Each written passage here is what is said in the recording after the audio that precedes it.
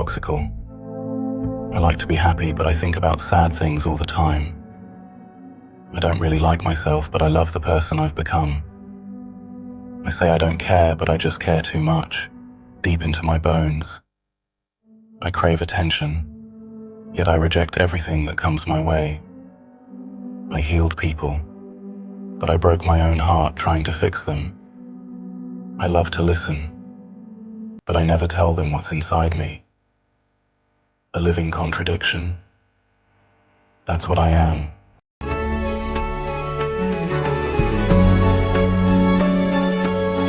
And when nobody wakes you up in the morning, and when nobody waits for you at night, and when you can do whatever you want, what do you call it? Freedom or loneliness? To live without hope is to cease to live. It's only with hope that we can endure the struggles and suffering of life. Without it, we are nothing more than shadows, moving aimlessly through existence.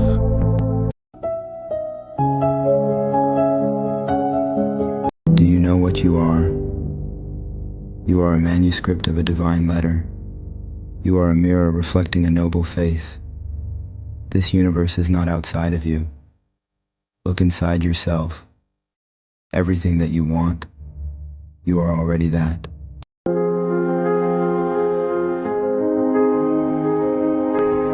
We don't fall in love with people because they're good people. We fall in love with people whose darkness we recognize. You can fall in love with a person for all of the right reasons, but that kind of love can still fall apart. But when you fall in love with a person because your monsters have found a home in them, that's the kind of love that owns your skin and bones. We are all a little weird, and life's a little weird. And when we find someone whose weirdness is compatible with ours, we join up with them and fall in mutual weirdness and call it love. I wish the world were ending tomorrow. Then I could take the next train, arrive at your doorstep and say, "Come with me. We are going to love each other without scruples or fear or restraint, because the world is ending tomorrow." Perhaps we don't love unreasonably because we think we have time, or have to reckon with time. But what if we don't have time? Or what if time, as we know it, is irrelevant? If only the world were ending tomorrow, we could help each other very much. Everyone wants to be the sun, to brighten up someone's life. But why not be the moon, to shine on someone's darkest hour? I'll let you in on a secret. Life is better when you make space for what you love. This world will rob you of every ounce of happiness that you possess, if you let it. You have to be intentional about giving yourself something to look forward to. You have to prioritize your joy. You will never know if something is meant for you if you don't give it a proper chance. Whether it's a relationship, a new job, a new city, or a new experience, throw yourself into it completely and don't hold back. If it doesn't work out, then it probably wasn't meant for you, and you'll walk away without regret, knowing that you put your whole heart into it. That's all you can ever do. Silence is powerful. In a world full of noise, it's easy to overlook quiet moments. But in silence, we find clarity and connect with our true selves. It's where intuition whispers and answers emerge without a word. Though silence can be uncomfortable, forcing us to confront what we've been avoiding, it's in this stillness that we discover our deepest truths. Let the quiet in, for it reveals what we truly need to hear. It is remarkable how time changes everything. One day you're 10 and life is simple. Then, in what feels like a blink, you're 30 and everything's different. The things you once disliked now hold meaning. Your body has changed, and so have the people around you. Time has a way of transforming everything. Your tastes, your relationships, your view of the world. It's easy to feel overwhelmed by how quickly things shift, but that's the power of time. It doesn't just pass, it shapes you, like a river carving its path through stone. Every change is a sign of growth, a reminder that you're evolving. Trust that each phase, each shift, is exactly where you're meant to be. Life gets easier when you realize that there is no such thing as a wrong decision. Decisions are simply pivots. Each one you make will take you down a new road that will likely be both magic and miserable, beautiful and ugly. Because life is a polarity. Easy doesn't exist without hard. Good doesn't exist without bad. So relax. There is no right answer. Trust that whatever decision you make can always be followed up by another decision. Someone once told me, if you want something very badly, set it free. If it comes back to you, it's yours forever. If it doesn't, it was never yours to begin with. If you avoid conflict to keep the peace, you start a war inside yourself. You probably do it because it's much easier than having an argument or annoying someone. But you know as well as I do that avoiding an argument to save yourself actually harms you. Just because some people are fueled by drama doesn't mean you have to attend the performance. Sometimes it's better to just let things be.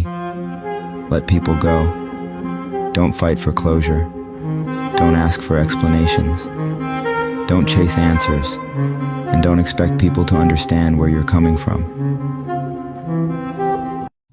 The monsters were never under my bed, because the monsters were inside my head. I fear no monsters, for no monsters I see, because all this time, the monster has been me. Your time is limited, so don't waste it living someone else's life. Don't be trapped by dogma, which is living with the results of other people's thinking. Don't let the noise of others' opinions drown out your own inner voice. And most important, have the courage to follow your heart and intuition. They somehow already know what you truly want to become. I became good at pretending. I became so good that after a while the lines blurred between my truth and fiction. And sometimes when I did a really good job of pretending, I even fooled myself. Isn't it weird how so many versions of you exist in people's minds? Some know you as the shy person who doesn't talk. Some see you as the annoying person who won't shut up. Some see you as cold and mean, while others find you caring and kind. The gist is that the person you think of as yourself exists only for you. Every person you meet, have a relationship with, or even make eye contact with on the street, creates a version of you.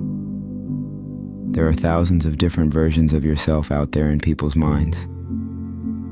The higher man is distinguished from the lower by his fearlessness and his readiness to challenge his fate, for he knows that a great destiny will offer him nothing but great suffering and the noblest chance of overcoming it. To live is to suffer, but to survive is to find meaning in that suffering. Without meaning, suffering seems useless and unbearable. Yet as soon as we assign meaning to it, the suffering ceases to be a suffering. Listen to the pain. It's both history teacher and fortune teller. Pain teaches us who we are. Sometimes it's so bad we feel like we're dying, but we can't really live until we die a little.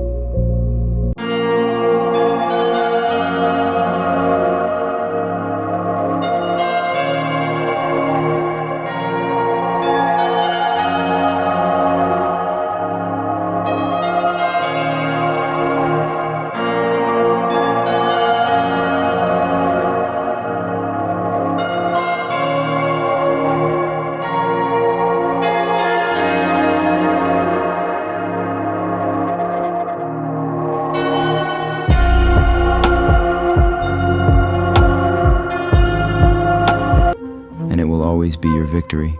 Life, it's sacred. To be given life is the ultimate blessing.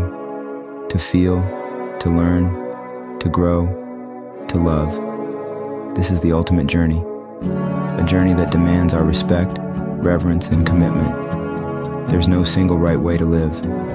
But if you're going to choose a way, make it purposeful, meaningful, and deep. Stop waiting for the right time to live. The time is now.